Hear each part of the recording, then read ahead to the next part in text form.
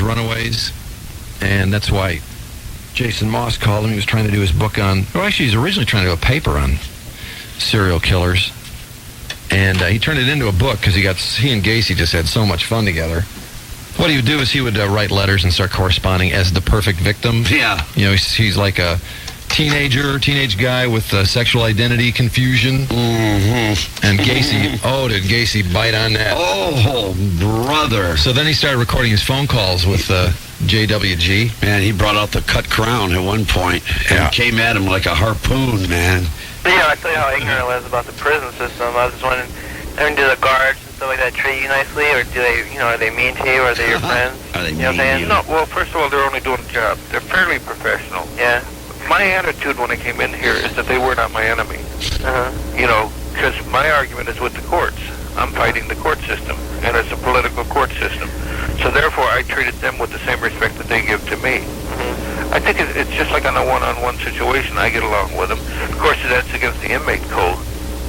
The inmate code is that everybody in the green shirt is the bad guy, and everybody in the blue shirt is the good Mark's guy. got the book out. I'm warning you. That mentality doesn't go with Looking up the cut crown. But I mean, encounter. when they do they talk to you like as a friend, or do they just? Oh annoy you? yeah. We joke Gift. around, or I tease. I like to tease and I joke. like to tease him.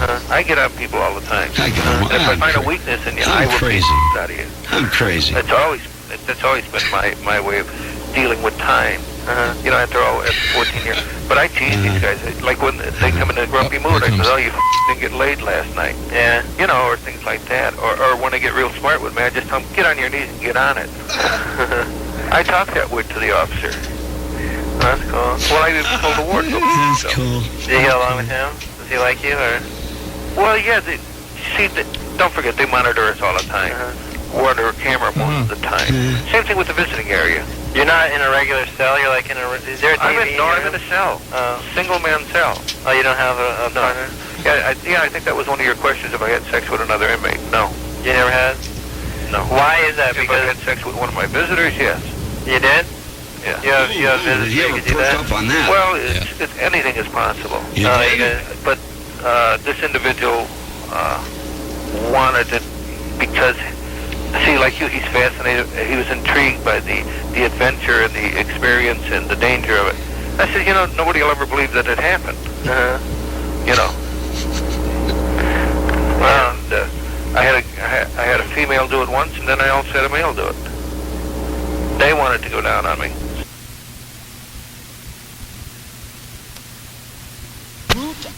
Why don't they give you a cellmate though? Is it because of Well, death row is all single man cells. Keep in mind the propensity is that you're all under pressure. You're all here on a murder charge, so therefore you're more prone to kill somebody, which is totally ridiculous. We're no different than the guy doing natural life. He hasn't got Unless you put a teenage runaway in there with me. Yeah. So what makes a man on death row any more dangerous? Except that they put us under the pressure of dealing. People say, well, how do you feel about death? They just set an execution date on me. Logic. Well, this is the 8th time. It's just like when you wake up in the morning, do you ever think about dying? See, I can't get into it. Well, I think when they put me on a table and put a needle in my arm, then I think they're real. And some people say, boy, you're very cavalier about your attitude. It's not being cavalier. It's why get yourself psyched up or put yourself under that pressure? That's negative pressure. But it's not going to be for a while, even the day, right? I'm totally confused. The date set for me is May 10th. Is it really? It's This year. confused. But you guys are appealing that, right? Yeah. That's something about... This is the 8th time a date has been set for me. But you got to understand, I've been on death row 14 years, and of course the public is crying out, Well, that how one's come you stuck. haven't done it yet? Yeah. The thing of it is what people don't understand is because there's so many problems with my case. You realize that I've never been put with any of the victims before, during, or after the crime? The only evidence that they have is that they're under your house, right? That's all? Okay, I own 5 houses in Chicago. The house on Summerdale, which was rented out to my company. You see, now if you worked for me at the age of 18, okay, if you had been working for me, you'd had keys to that house. And you would be given the same instructions that all of my other employees were. If you have a girlfriend or somebody you want to party with, bring them over here. I said there's a full bar, there's a pool table, there's bedrooms. Yeah. Just make sure you change the sheets when you're done so that the maid doesn't have to do it. Yeah, so it's just circumstantial what they have. Well, yeah, and there was drugs, there was grass, Yeah. you know. Does grass make you horny? I've never done it before. Don't get into it. Yeah. I get this. When I first started doing grass, yeah, it does get you high, but it's mind over matter. Yeah. It's just like when you're getting your rocks off. Mm-hmm. You know yourself, if you weren't thinking of it when you were pulling on it, you'd never get it off. Oh, happy anniversary, happy anniversary, happy anniversary, happy anniversary. Get on your knees and get on it. This book. This is really a good book. I've forgotten. Oh, no, it is. Oh, sure it is. The Last Victim. A true The life title is journey great. into the mind of the serial killer. Yeah, the title is just perfect. Mark opened it to the page. Do you have the underwear gift? Is this the day after the underwear gift? Yes, I believe so. Are we in the cell when the cut crown's going to make an appearance? I think this is after the underwear gift because this is where he's... Yeah, he wants to know if he's Okay. wearing it, right? Yeah, he gave him some, what Yeah. were they little Speedo underwear? Yeah, something like that. And he kept them balled up. In his own underwear. Yeah, in his own, inside his own underwear, Man, is so it that was hot. right up against his genitals. So when he handed it over to him, it was real warm. So, Gross. Gross. do you remember what we discussed yesterday? Oh, you mean about your case? You know what I'm talking about. He growled. He then brought my hand down to the level. He then brought my hand down to the level of his crotch. See, this is so creepy. This is really like, oh, is this ever heavy right here? And he's turned away from all the surveillance. Isn't he out of the line of absolutely. surveillance? Yeah, Because what Gacy had some happens- big-time pull there. He has this incredible relationship with the guards and everything, and it's like a business or something, and he, I don't know, pays them off or whatever because he still had money. Yeah, he was in getting jail money from his paintings, the clown paintings. Absolutely, and he'd pay these guys off and everything else. And when he would have a visitor, they would, honest to God, they shut off the cameras and they let him be. Hot. And in this case, the end result was almost this guy being the last, Jason being the last victim, damn near. But anyway, go ahead. This is strong. He brought my hand down to the level of his crotch. This is not me. You have to remember his hands were cuffed together. So if he had an itch or something while holding onto me, my arm would have to follow his down. Oh. Well, with his other hand, he began to undo his zipper and pull out his penis again, just like the day before. I don't know if I'd have gone back there. Well, I wouldn't have gone there to begin with, frankly. I wouldn't have had the nerve. As he did this, he tightened the hold he had on my wrist. I could see his fingers turn white from the amount of pressure he was exerting. I struggled to pull my arm away, eventually breaking free. Ooh. I was so relieved that I barely noticed he was starting to play with himself again. Do you see this? And then he uses a word that rhymes with block. Yeah. He said to me in a hoarse whisper, do you see He this? said this. He's starting to breathe heavy, apparently. Do you see the big? And then he references The rock. Yes. See the big, you see my big rock. The end portion. Oh. The head. I see. Yeah. The cut crown, as it were. And he says he's going to shove it somewhere. Oh boy. Tells Jason he's going to choke on it. His face was now bright red. I could actually see his veins bulging through the skin. Oh my. Oh, his face is bright red. He was breathing hard, moaning gutturally as he stroked himself. Oh, God. Oh, that's just absolutely just vile. This time, though, he's having trouble maintaining his erection. Uh-oh. And to raise his sexual excitement, he stepped up the verbal brutality. Jason, last night I lay in my bed thinking about what I'm going to do to you today. John, maybe we better... I thought long and hard about how I'm going to do you. Doesn't matter whether you want it or not. You're going to get it. Oh, man. Oh, man. Oh, boy. And I then can't these read all are this. words that are helping him get more blood into it. He's struggling to keep it up. Then he starts asking him to take his clothes off. Jason, can we just talk? You're scaring me. Oh, I said, take your pants off. I want you to bend over the chair, or I'll make you. boy. Hey, boy. Oh, boy. Oh, Yeah, it's boy. freaky stuff. Oh, boy. Hot. Oh, boy. Here's one of Gacy's letters. Is there any I can't read any reference? more of that. Is there any reference to a cut crown specifically? Yeah, it's right here. Yeah. Let's see. This is Gacy's one of his first letters back to Jason. I think everyone feels the same when having sex, be it male or female. Power to bring someone off. You know, Yeah. I have to skip some of this. Yeah. Because you have control over setting off their medical term for something. Kind of like the power you have when beating it. course. You can bring it up and stop and hold off and then wait and bring it up again. That's wild. To be honest with you, I could even see doing it to you and having a lot of fun, or even with you and your girlfriend. Oh! I loved wild parties. Make an afternoon of it, huh? Then he starts talking about older women with young toy boys, and it's not the size of the ship, it's the motion of the ocean. Anyone can bleep, F word. Most like, and then he says, most like cut. Yeah. And Crown. No, cut, and then the word that rhymes with blocks. Oh, yeah. Circumcised. I'm just 7 inches, as I've been asked that many times. Cut with a large head. That's what it was. Cut with the thing of the large head. That's what it was. I think he references it somewhere else, too. Yes, he does. And I remember at the time we were rolling on the floor, his infatuation with the head. Yeah. This like abnormally large head. Oh, God, how horrible. I mean, he's lucky he got out of that cell alive.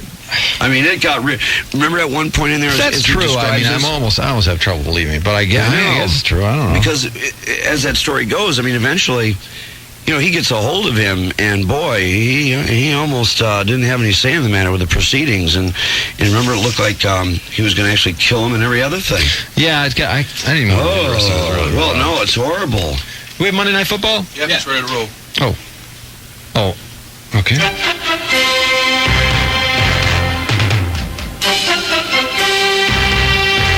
And this guy was, he was about 2 or 3 years younger than me. He was married. His wife was about to have a baby. So every Monday night, we used to watch the NFL Monday Night Football. So anyhow, he was married and I'm married, and my wife used to go over to his house all the time. So on Monday night, he used to come over, and we would be in the rec room watching television. And you know how the subject with guys get on the sex, and he says he's not getting nothing. She won't go down on him and all this and that. And I said, well, why the hell did you go find something else? And then he started coming on to me. There's the breaths. That is so hot. Can you back that up? Yeah, this is that part where it's like, and then he pauses for dramatic sexual effect. Yeah, he does. He sits there, and then he started, and then he goes, deliberate inhalation, exhalation, and then coming onto me. Yeah, hot. Listen for it. And then he started coming on to me. And it's the strangest, because I would have never thought of him being bi. I had already met that way, and I never thought he was. But he was talking about how horny he was, and he ended up going down on me. Of course, everybody wants Gacy. And then each week it progressed to more and more stuff. So excited the whole season. The whole NFL season. He liked to be submissive. And yet here's a guy that, he had one kid, and his wife was getting ready to have the second kid. He was an insurance man. But it wasn't about bodies. He was just the sensation of getting off. And that's what I was trying to tell you. Because I asked this guy, I says, why do you like going down on me? He says, I don't know. He says, it's not so much as... He says, it's when I get you off. Feeling the power that I feel. Oh, man. Ooh. Yeah, that's what you're saying. I said, okay. And then he got more, each week, come over, we'd have our beer, watch the football game. Every one of them ended up doing the same thing. Either he was catching it one way or the other. Good thing there's only 16 games. Oh, happy anniversary, happy anniversary, happy anniversary, happy anniversary. Well, Bill, I can't tell you what a great thrill this is. What a terrific guy. Christ, I'm tempted to ask you for an ID. Well, what station are you guys on anyway? We're in Detroit, WRIF. Boy, you guys are low, because it's always, hey, now, would you mind saying that when I'm in Detroit, that I listen to the show, please? It's like, do you see plumbers doing that? Put it on my car. Put a bumper sticker on your car that said, I didn't go to Roto-Rooter, I went to Jim. Yeah. Okay, WRIF. IF. Oh. riff. Yeah. And what's your show called? Dave and Mike? Yeah. Drew and Mike. Yep. Drew and Mike. Yep. In all sincerity, when I'm in Detroit, driving around in the car, I usually mess with the aerial until I can pick up Drew with Mike at WRIF. And you got to say your name too, Bill. This has been Bill Murray.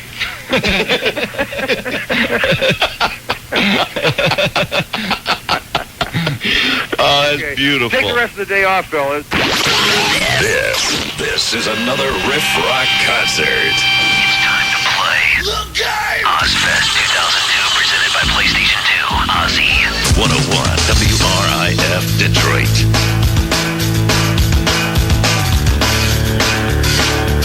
Corbin Bernsen coming up. Red Wings tickets for tomorrow. Joe Lucerin. Well, the National Enquirer is getting a lot of credit for somehow helping them bust the Robert Blake case. And they've always had some good investigations, and they've really put themselves in the line this week. Bill Clinton's love child. And there's no really ifs, ands, or buts about who's saying what, and no private sources. It's the guy who's on the birth certificate, some 20 years ago. Who claimed to be the father. He was married to Dolly Kyle Browning, who Clinton was, I guess he was banging her on and off for 17 years. For years and years, man. Before 92 and all that. She had a website up, Letters of Dolly. She had this supposedly fictitious story that was just a perfect parallel to her real life with Bill Clinton, which she would eventually admit was in fact her and Bill Clinton laid right out there. Geraldo broke that story. They all go back to him eventually. Oh, yeah. Yeah, absolutely.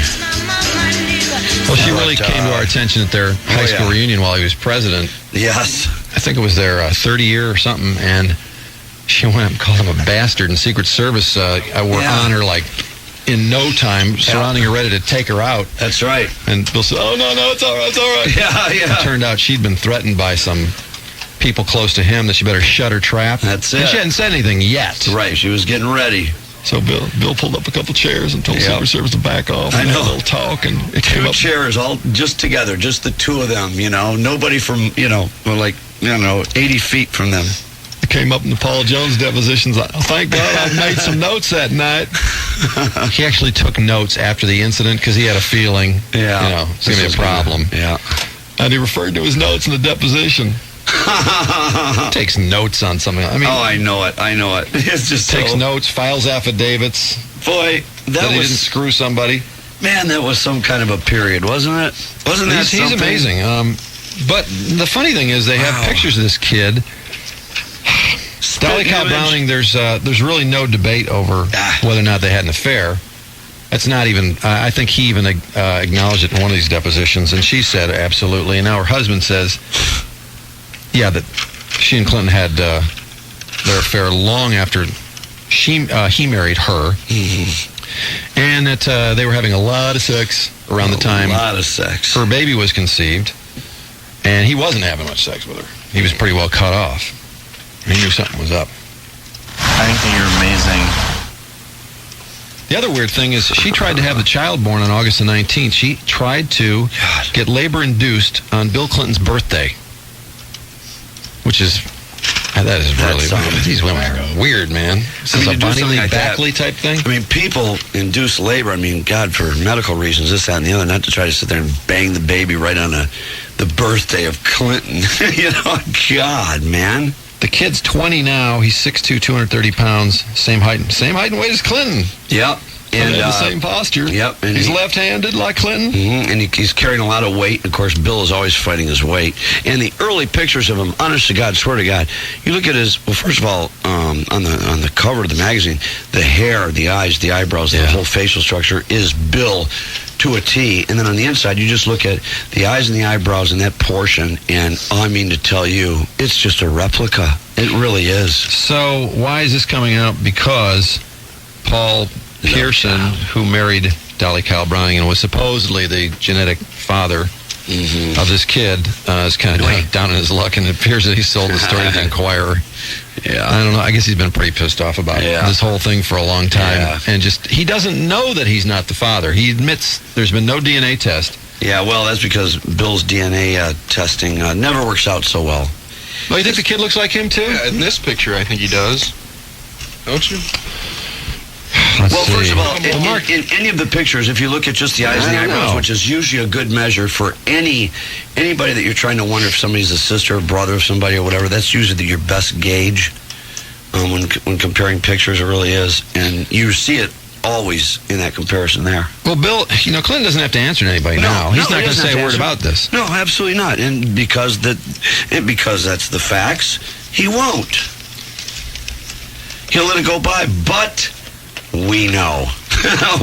And you have to hand it to, is it the Enquirer, did you say, Drew? Yeah, Enquirer. Well, you have to hand it to him. That's some mighty strong journalistic trash right there. That's some beautiful work. Now, it's sad to think, I suppose it is possible, but it would be sad to think that this guy, the father of this kid, would sell this story to the Enquirer about his own kid if he wasn't pretty damn sure it wasn't his kid. Yeah, exactly. And I would say that this kid, at some point, no matter how Bill wants to look at this thing, I got an idea this kid's going to go after his daddy one day. Well, to have a little he talk. should be in the estate. I mean, well, that's right. It is my son. I do want to have a relationship with him. That's right. You don't think there's an attorney out there that wants to enforce that point?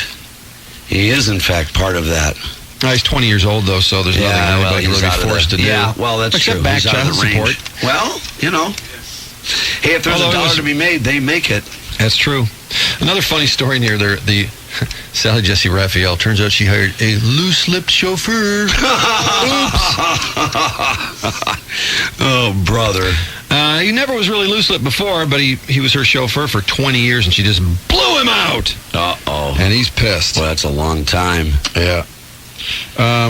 He's he's bitching about how he was supposed to just be her limo driver, and she ended up sending him out to get cat litter. Oh, gross. Gross. Pick up friends from the airport, do all her BS work. Yeah.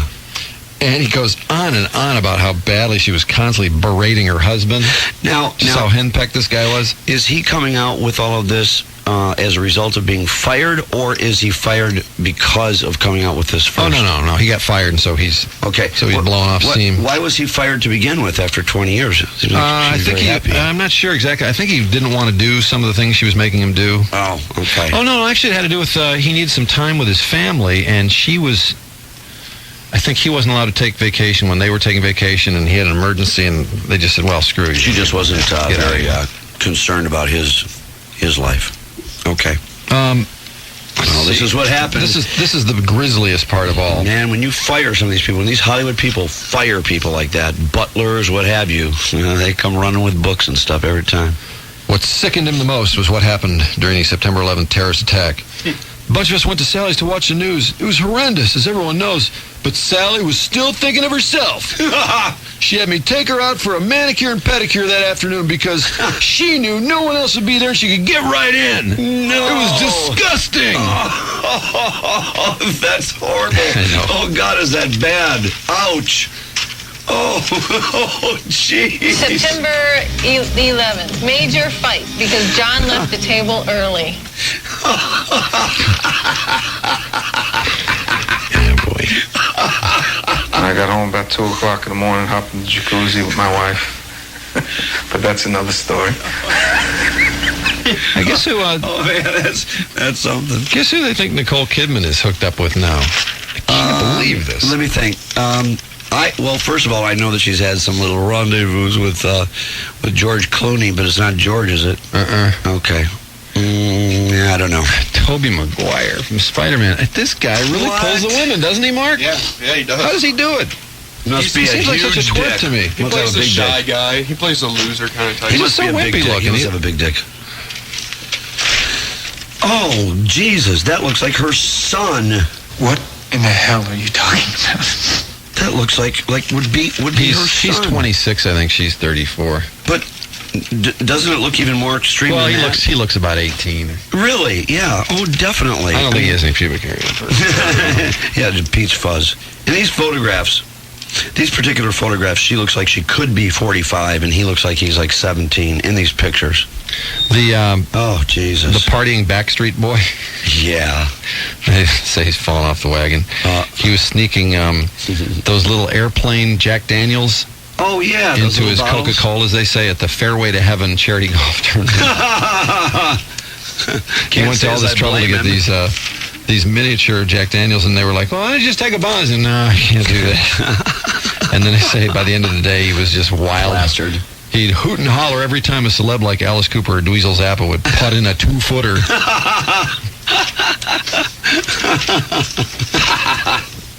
Oh, brother, that's a scream. That's hilarious. I'm going to need The Bachelor in a second, Mark. That's some good stuff. I think you're amazing. Amazing. Amanda, The Bachelor's Choice. Oh, yeah. These people are such goofballs. I They just really crack are. up every time I see them now. Yeah, totally. Yeah, definitely. Yeah, I don't find them to be terribly irritating like I do, like, for example, the people on Big Brother. I find them to be irritating most of the time. These people are just funny. Yeah, I just laugh at them. It wasn't on that. It was only a 6-week show, too. So. Yeah. Anyway, when she took him to her town in Kansas, she said something about, this is my dumpy little town. So this whole story is about how the whole town says, hometown to busty bachelor beauty. Good riddance. Oh, I see. She's embarrassed the whole town. Yeah, well, they're just glad to have her gone. 'Cause they're proud of their little 9,000 population town. Yeah, right. Even the mayor's popping up. Our Main Street and My Furniture Store were on national television. She was calling our town dumpy. She'll get no ticker tape parade here. Oh, that was a goof. Yeah, the mayor. Amanda did whatever it took, says Mayor Stewart. She knew being a good girl wasn't going to win it, but being the big-breasted bad girl wasn't going to hurt her chances. Oh, kaboom. Ouch. When she announced that she was very open sexually and had a sex trapeze for entertainment. Gross. What a tramp. Some people were shocked. Yeah. I can imagine. Then this one woman Towns were shocked. Yeah, a small town of 9,000 people, they would be appalled. Like half of them haven't done her. Yeah. Well, probably. At first, people were proud that Amanda was picked for a national contest. Then she shocked us. She besmirched our town. The busty beauty set tongues wagging even before she appeared on The Bachelor. I think that you're amazing. By pursuing one of her high school teachers, then marrying and ditching another. Oh, God. I think that you're amazing. Oh, what a slut. Yeah. It's a shame, isn't it? It's 8:43 WRIF. Supposed to be rain through Mother's Day. Boy. I've had enough of this. Yeah, Right? this I gotta is tell out you. of hand, for God's sakes. Too much. Sunday night, the LA Law movie. And The Weakest Link features the people of LA Law. And I think we're about to take our turn with Corbin Bernsen, Ernie Becker. Corbin? Hello? Corbin? Hello. Hey, are you live from the Key Club Studios? Is that true? Live from the Key Club Studios, right on Sunset Boulevard. All right. Hey, you'll never guess what we were just talking about. What were you just talking about? Your beautiful wife. Really? Isn't she beautiful? She is. Is she still that beautiful to you? I mean, or do you just take it for granted? What? No, we had sex this morning. I don't take it for granted. I had 4 o'clock to do these interviews. And I had to wake her up and say, baby, give me my vitamins.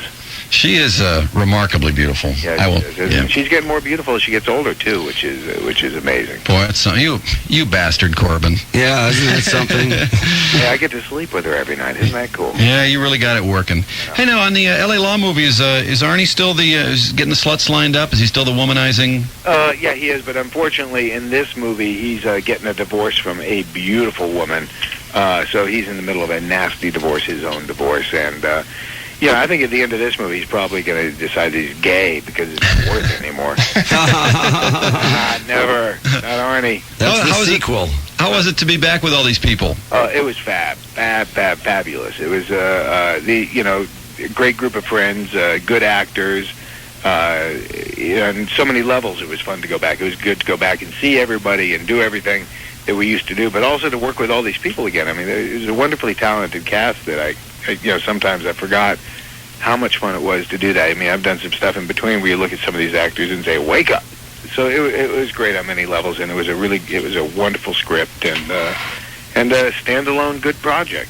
You know, I haven't seen Susan Day in a million years. Had you seen much of her until this? Yeah, actually, I've run into her a couple of times over the years, and she looks great. I mean, she just, it's funny, the funny thing about this movie is that, reunions, a lot of it is you go back and you want to, how are they looking, and, I got less hair, and, usually people are really fat and stuff. Oh yeah, definitely white hair.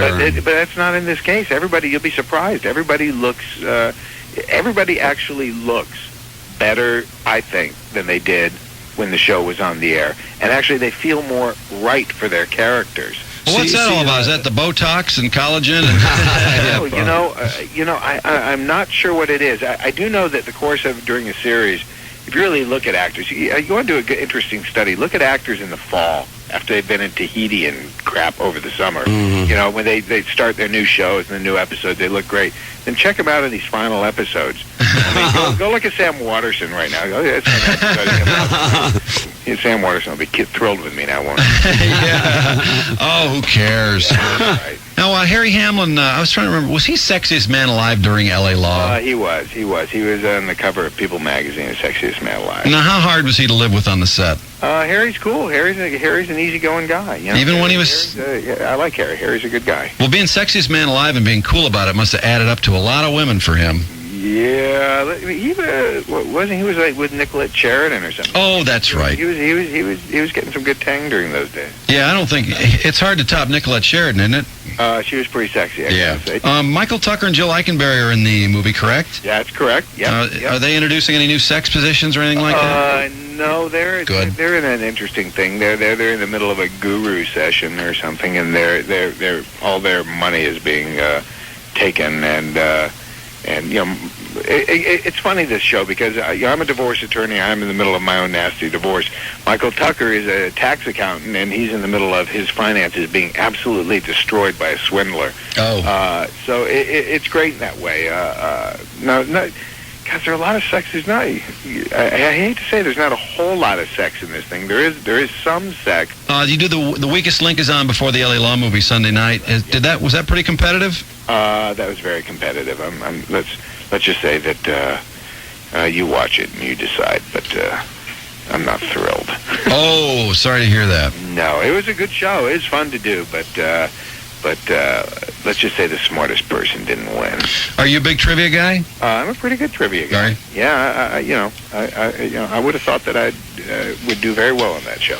Hey, you have some fans here for your movie, The Dentist. Great. Oh man, that's pretty scary. Yeah, that's cool. That's cool. No, the Dentist, if I remember, wasn't it? Your wife had an affair, and you were so mad you just started reaming people's mouths. Yeah, that's right. Oof. That's right. Because cleanliness counts. Oh God. Yeah. No, The Dentist. That was a great. I love that genre. I love the horror genre. I sort of grew up around Roger Corman, who made some of the classic. Some of those classic films in the 60s. Sure. So I've always been a big fan of that genre. And, yeah. We also noticed you just did a movie with, I think this was last year. I don't know if you're really into Apocalypse 4 Judgment, but we're kind of fans of Mr. T. Oh, yeah. How's T doing? I didn't see the movie. He's cool. Is he? Yeah. We just ran into each other. We did that 75th anniversary thing in New York last weekend. And oh, yeah, he was there for the A-Team. Mr. T, I will say this, that Mr. T, on my 46th birthday, sang happy birthday to me in a subway in front of an entire crew when I was making that movie, which was one of the best birthdays I've ever had. Now, I wasn't with my family, wasn't really with my friends, but to have Mr. T sing happy birthday and bring you your birthday cake, he's a good guy. What kind of shape is T in? Because we heard he was he was sick for a while, and I guess he's fine now? Yeah, he was sick, but he's doing great. He looks great, loads of energy. Lots of gold still? Yeah, loads of gold. Mm-hmm. What did you do on Ryan's Hope? I faintly remember watching that show. It was a couple of years before L.A. Law. I auditioned for this one role. I didn't get it. They liked me, so they sort of made me a cop named Ken Graham. And basically, I was a go-between between Grant Show, the actor Grant Show, who was on Murphy Brown. And Grant had an older brother played by an actor named David Cederholm, who that's the part I auditioned for, is the role that he got. Basically, I was a go-between. I'd deliver information. I was a spear carrier. Oh, okay. So you didn't get into the meat of all the women and all that stuff. No. I had some good times. I mean, I was there for a couple of years, and I did a couple shows a week, but never landed there. My plane never landed there.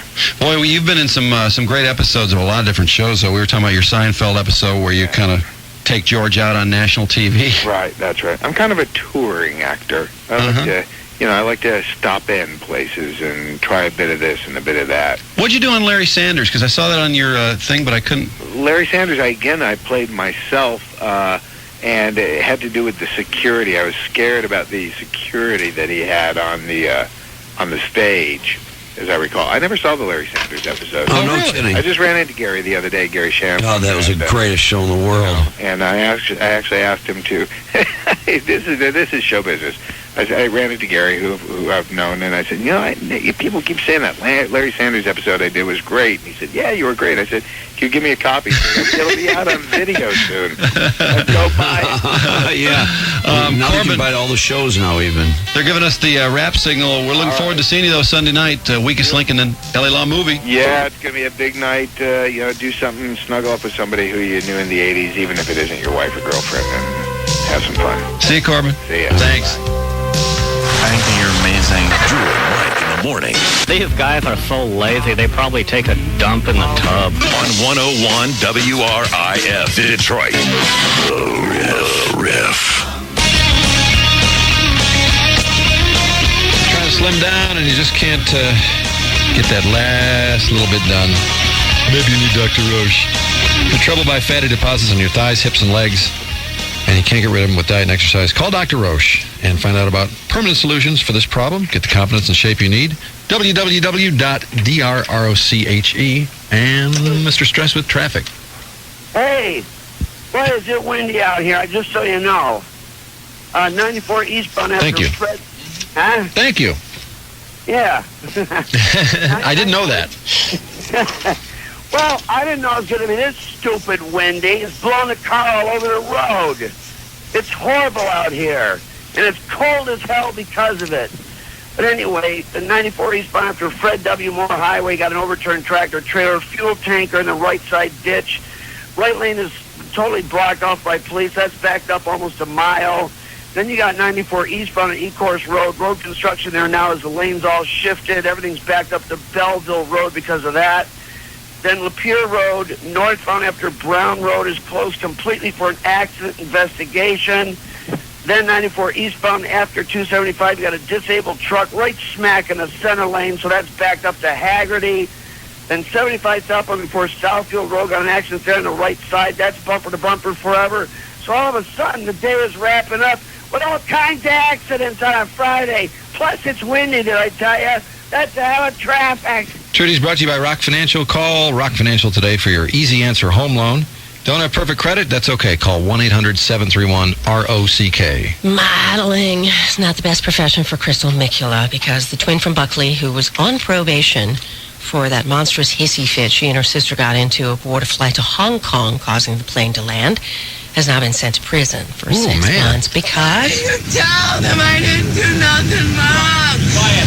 No, you tell them. Because when you're on probation, you're not supposed to fight with the Grand Rapids police, nor are you allowed to decide when you can get your drug test done. Man, what a temper. Fight with cops, fight with people in airplanes. Because of that, supposedly, they just decided, okay, I was going to Shanghai for a modeling competition. They were waiting for me. I'm bleeding. Why am I out like I wonder how this arrest went. They didn't really have any video rolling, or maybe the police do, and they're not showing us. Well, better luck next time. The judge just decided, hon, okay, you one chance, you blew it. So now you're going to get to try out an orange jumpsuit, see how you like to model that. Freak accident in Cass County where a 15-year-old girl is going to spend Mother's Day thinking about her dead baby and how the child died because she put a loaded gun in the oven and then forgetting it was there, heated it up to cook dinner. It went off, shooting her 5-month-old baby in bed in the adjoining room. She's now been charged with second-degree child abuse. The Macomb County Sheriff's Office may have lost its entire roster of mugshots that were on computer disk because of some sort of glitch in the programming, which, according to Sheriff Hackle, zapped 50,000 photos of bad guys and girls. What? And deleted the file, Sheriff Hackle. Oh, my God. Enlisting computer experts hoping the mugs can be retrieved somehow. They do have programs for that. I'm the kind of person who usually avoids the pictures. Well, there's about 50,000 people now have a new sort of lease on life because their statistics are no longer in there along with their pictures. Okay, good. Now give me a little smile. Come on now. Okay. I'm a cop, you idiots! We still know the story of Jim Teriyaki Thompson.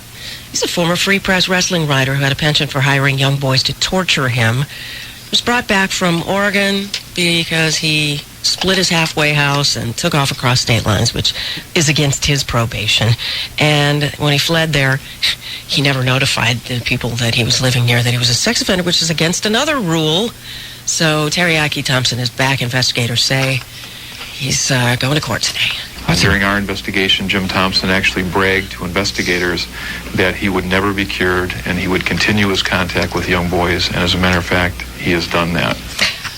Well, so if you're going to brag about stuff like that, you're not going to be allowed to get loose, walk around, live where you want to, settle down someplace where you think it's nice. Quite unless, of course, you're Gary Glitter, who's allowed to hang out in Phnom Penh, Cambodia. I would thought it'd be hard to be in a halfway house for that. You know, what are you in there for? Oh, it's crazy, like teenage guys to throw basketballs in my nuts. But he's proud of it. He's bragging about it. Yeah. And I'll never be cured. I'm so glad. Yeah. Well, you know what? I think he sees it differently from the average pedophile quirk. But Wayne County prosecutor Mike Duggan is pretty disgusted reading through the church records that the Detroit Archdiocese just handed over of the priests and some of their activities, some of the ways that they would gain trust with young children before they molested them. When the priest gets an inkling that this kid is troubled, let me help you cure your impure drives. 16 priests are being keenly investigated for pedophilia activities, 4 of whom were still apparently operating in the church in some faction. The spiels that they would use to lure kids into their clutches, sex done incorrectly is a sin. Let me show you the proper way. And oh my God. Your sexual favors give me the strength to carry on the duties of the priesthood, and God will reward you. And these guys don't have any moves. Duggan said, what move is that? Some of those kids would think that it actually sort of made sense until they got older and they realized that this was some evil pedophile maneuver that had been performed on them. Today, of course, day 2 of the deposition that they're taking of Cardinal Law in Boston about just why he allowed his priest to fondle 86 people. Rudy Giuliani got hurt in a hit-and-run in Georgia by a Volvo going the wrong way on an Atlanta highway while he was down there on a speaking engagement. He's okay, though. Already, the Attack of the Clones has been cloned. The Star Wars movie doesn't officially hit the theaters till next week, but somebody has managed to finagle a copy of it, probably from a private screening recorded by camcorder, and they're feeding it across the internet. My God. They had a lot of reviews in the USA Today. Well, not a lot. They had a few guys. They agree with you? Well, let's see. Not clear what moviegoers will rally behind it, while outlets pre-selling tickets have reported strong demand. Early reviews have been mixed even among fans. I thought it was better than Menace, but it has problems, said Patrick Suriol, who will post his own review Thursday on his Coming Attractions website. He says, positive reaction is slightly outweighing negative. Then Joe Blow's movie Emporium, which is JOBLO.com, he says it's mostly positive, but says that a lot of the fans are annoyed by the romance and just the cheesiness of it. I would agree with that. People get caught up with it, I think, at the premiere points, and then later on they realize there's some stupidity factor in a movie. Oh, yeah. That they don't catch. This does revolve around a love story, though, which is different. Oh. And, if you're a 15-year-old girl, I think you'd love it. Well, a movie like that has no business taking on romance. Well, all the Star Wars. It has to, man. Star Wars, romance, come on. It has to. Wait a minute. There was Princess Leia and Han Solo. Yeah, well, this is some little wild little kid, basically. And don't forget Princess Leia and Jabba the Hutt. Is terrible. That was romance. Remember he had her chained to him in a bikini? Except these people are so wooden, I would never know why they like each other in the first place. They have no emotion. They're all monotone through it all. Well, at the movies this week, the new guy with Eliza Dushku and Unfaithful with Richard Gere and Diane Lane. Oh, Richard Gere's got a stalker, by the way. Oh, it's a gerbil. Swear to God. It's just pretty heavily nuts for him, but court says... The gerbil? She is not so insane that she can't stand trial for stalking Richard Gere. Sex with a septic tank guy in Camden, Arkansas. Some women actually were hard up enough to have taken the septic tank cleaner dude up on offers to whisk out their tanks in exchange for getting it on. So there were enough women grossed out by the idea they complained to cops and they arrested this guy. Skank tank. Jeez. And Syracuse basketball player Deshaun Williams actually brawled with the Orangemen's mascot, Otto the Orange, somehow becoming enraged with Otto at Conrad's campus bar. Alcohol may have been a factor there. And all of a sudden getting into a pummeling match. The woman who was inside the Otto costume emerged with a gash on her forehead after the scuffle. Bouncers threw him out, and then he apparently had not had enough of picking fights with fruit mascots and went to pick on his girlfriend at her dorm. Trudi Daniels with Rock and Roll Radio News. Boy, you got to be so hammered. Actually getting a fight with a mascot. That's an orange. How big an anger management problem do you have? I know. That is just the funniest thing in the world. Dino Cicerelli took out a mascot once. I forgot what the mascot was doing, something, taunting him or something, and Dino I think he hauled off and whacked him. I think he punched him too right with the guy, because her face is like down around where the neck is, so I think he actually... You think he punched a lot of air, though? Yeah. You've got the fist that actually goes into the fabric and then, sort of bounces back out. Like you're punching a real billowy cushion. Sports brought to you by American Equity Mortgage. One phone call to American Equity Mortgage could save you hundreds of dollars every month. Call now for a free analysis of your credit report. 888-71-LOAN-1. And the Red Wings, oh boy, squirrely game last night. Scary game. They were down 1-0. Always get a little worried when they give up the first goal, but then they came roaring back. So true, isn't it? When you give up the first goal, that is always, you always worry that that's an omen, don't you? Shanny, though, got a goal, which was long overdue. Fisher had a goal, Holmstrom had a goal, and then Heiserman makes it 4-1 with that crazy goal. Johnson trying to clear the puck right up the middle, right into Eiserman. I saw that coming. It was so weird. Like, he's not clearing it into a guy in a red